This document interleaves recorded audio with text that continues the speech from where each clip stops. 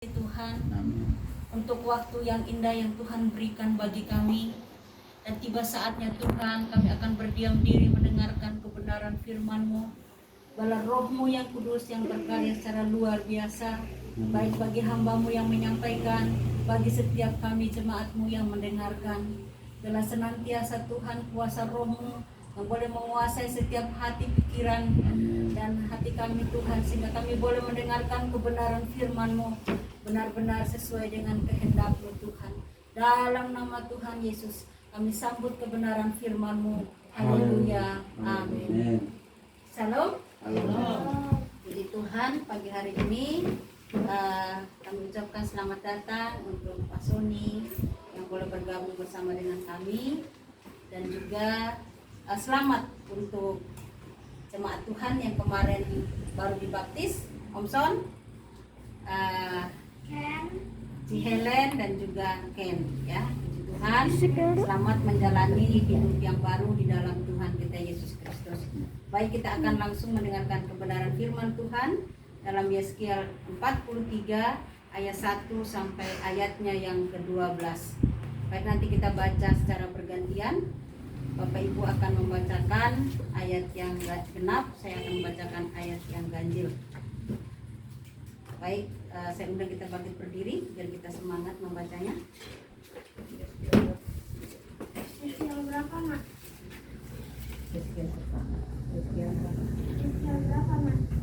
Yeskiel 43 ayat 1 sampai ayatnya yang ke-12.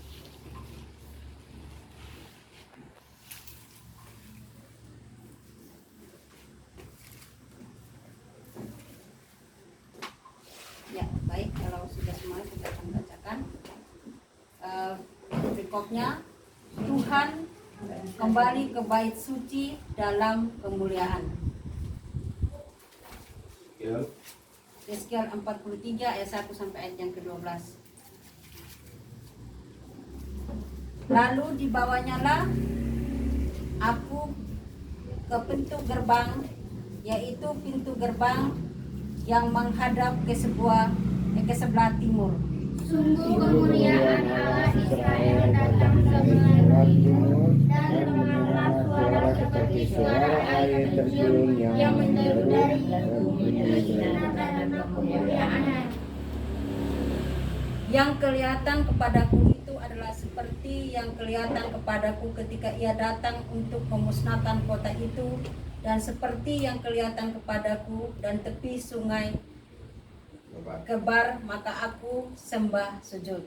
Sedang kemuliaan Tuhan masuk di dalam bait suci melalui pintu gerbang yang menghadap ke sebelah timur. Roh itu mengangkat aku dan membawa aku ke pelataran dalam.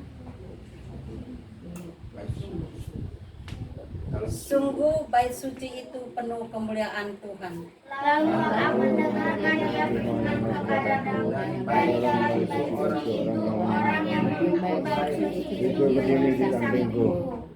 Dan berfirman kepadaku, hai anak manusia, inilah tempat tataku dan inilah tempat tapak kakiku. Disinilah aku akan diam di tengah-tengah orang Israel untuk selama-lamanya, dan kaum Israel tidak lagi akan menajiskan namaku yang kudus, baik mereka maupun raja-raja mereka, dengan persundalan mereka atau dengan mayat raja-raja mereka yang sudah mati. Juga tidak dibenarkan mereka dekat ambang pintuku atau mendirikan tiang-tiang pintu mereka dekat tiang-tiang pintuku, sehingga ini memisahkan aku dari mereka menajiskan namaku yang kudus dengan perbuatan mereka yang keji. Maka dari itu aku menghabiskan mereka di dalam amarahku. Sekarang mereka akan menjauhkan ketidaksetiaan mereka dan mayat raja-raja mereka dari pintuku, dan aku akan diam di tengah-tengah mereka untuk selama-lamanya. Maka engkau hai anak manusia, terangkanlah kepada kaum Israel tentang bait suci ini, agar mereka menjadi malu melihat kesalahan-kesalahan mereka, juga bagaimana bait suci itu kelihatan dan merancangnya. Dan jalanku mereka rasa malu melihat segala sesuatu dilakukan mereka. Gambarlah bait suci itu bagian-bagiannya, pintu-pintu keluar dan pintu-pintu masuknya dan seluruh bagiannya. Beritakanlah kepada mereka segala peraturannya dan hukumnya, dan tuliskanlah itu di hadapan mereka agar mereka melakukan dengan setia segala hukum dan peraturannya. Inilah ketentuan mengenai bait suci itu, seluruh daerah yang bersunjata ini ketahuan adalah Maha Kudus. Sungguh inilah ketentuan mengenai bait suci itu. Oke, baik Bapak Ibu, terima kasih. Silakan duduk kembali. Puji Tuhan, firman Tuhan pada pagi hari ini yang datang kepada kita adalah dampak kehadiran kemuliaan Allah di dalam kehidupan orang percaya. Bapak Ibu Saudara yang dikasihi Tuhan, bait suci itu adalah tempat Allah berdiam atau tempat Allah bertata, di mana kemuliaannya itu akan hadir di tempat tersebut. Jadi bait suci itu secara fisik, kalau kita lihat dalam bacaan kita, mau ditata, diperbaiki, dibangun kembali, diperindah kembali oleh bangsa Israel sesuai dengan apa yang diinginkan oleh Tuhan, sehingga bangsa Israel harus melakukan itu untuk menata dan memperbaiki kembali bait Allah yang sudah ada. Dan kemudian ketika semuanya sudah terselesaikan dengan segala apa yang diperintahkan oleh Tuhan untuk menata, memperbaiki dan membangun kembali bait Allah itu, akhirnya Allah akan datang dengan segala kemuliaannya. Dan di sini ada lambang timur ya. Jadi kalau kita lihat, kita selalu mendengar akan ada lahir tunas-tunas atau bintang timur yang akan datang, dan juga timur ini selalu dipergunakan di dalam Alkitab. Timur itu sendiri mempunyai makna tersendiri. Jadi timur secara nyata kita melihat bahwa matahari pun muncul di bagian timur.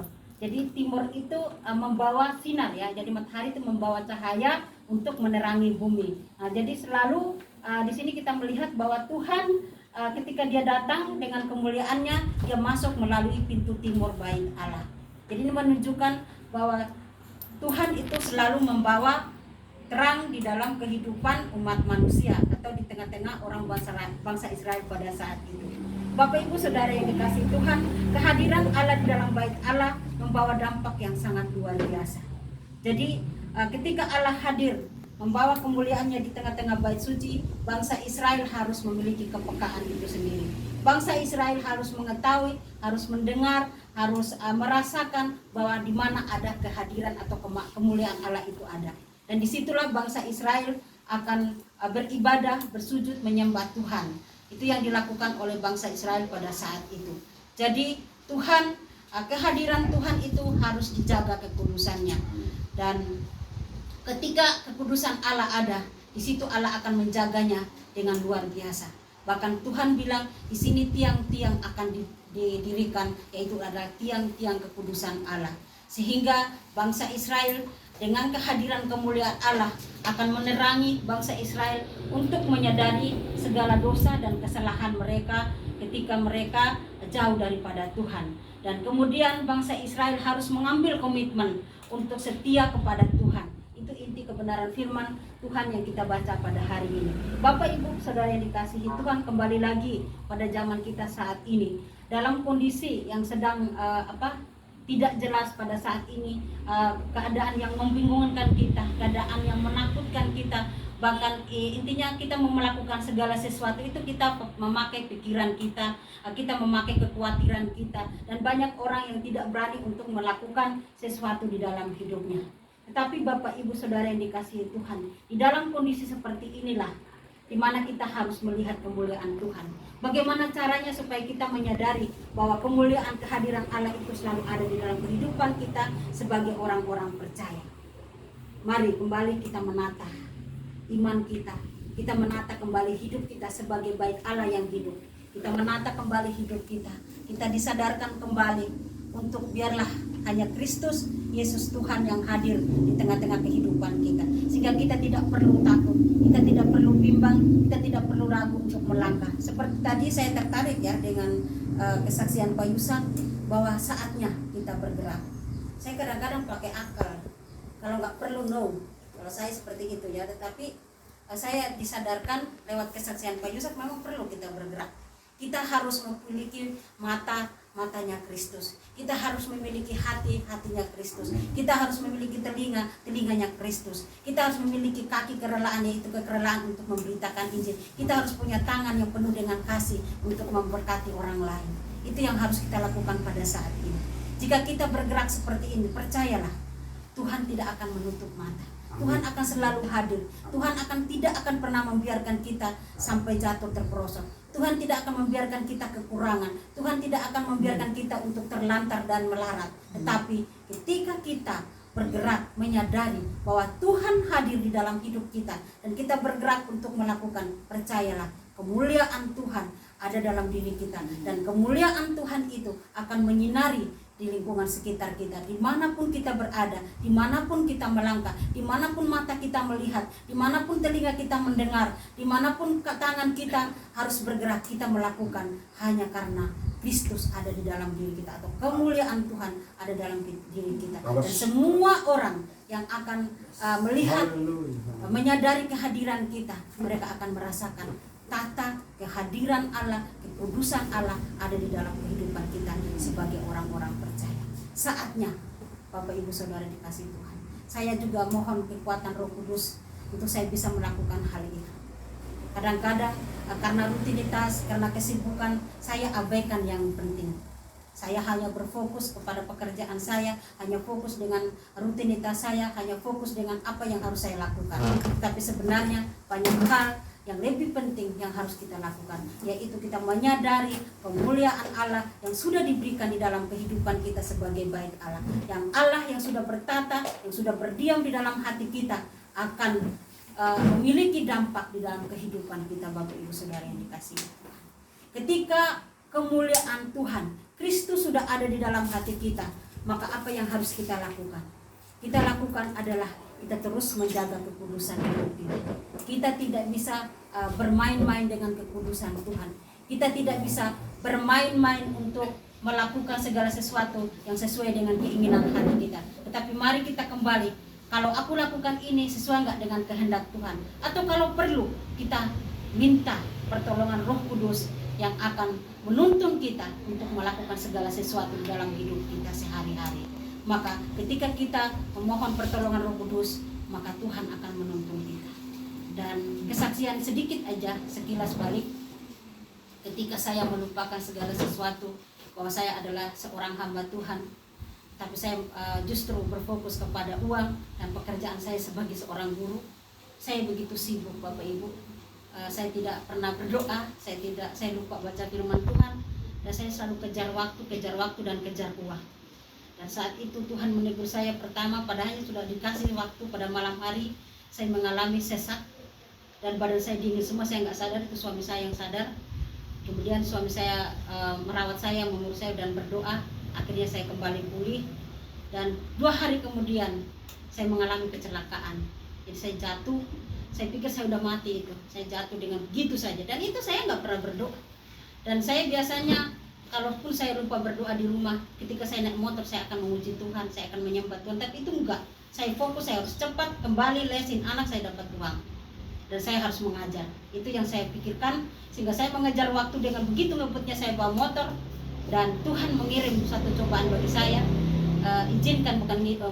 mengizinkan saya harus mengalami itu supaya saya sadar.